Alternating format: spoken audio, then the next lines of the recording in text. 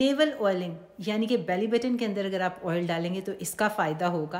पहले तो ये सीख लेते हैं कि बेली बटन क्या होता है। जब बच्चा माँ के पेट में होता है तो उसकी एक अटैचमेंट माँ के साथ प्लेसेंटा के थ्रू होती है, फिर ये कॉर्ड होता है अम्बिलिकल कॉर्ड, और दूसरा सिर्फ बच्चे की नाफ के साथ जुड़ा होता है अम्बिलिकल कॉर्ड के ज़रिए। जब बच्चा पैदा हो जाता है तो सबसे पहले हम अम्बिलिकल कॉर्ड को काटते हैं।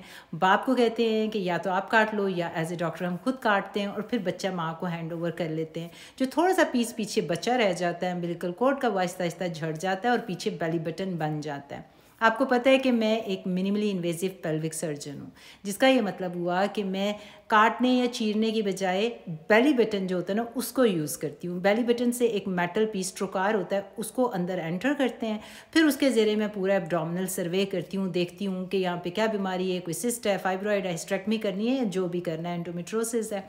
लेकिन बेली बटन जो है उसके नीचे कुछ नहीं होता, नीचे फाइब्रस टिश्यू होता है, वहाँ से तो हम ट्रोकार डाल के पूरी सर्जरीज करते हैं। बेली बटन है वो तो एक क्लोज्ड चीज़ है, उसका कोई अंदर से कनेक्शन नहीं है।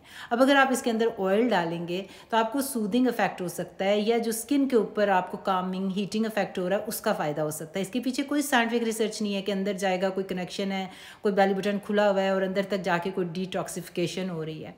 लेकिन एक होता है एनेक्डोटल एविडेंस, जिसका मतलब ये होता है कि रिसर्च या साइंटिफिक रिसर्च उसको बैकअप नहीं भी कर रहा तो लोगों का रिव्यू है कि जी हमारे पर काम करता है, और उस रिव्यूज़ को हम केटर करते हैं।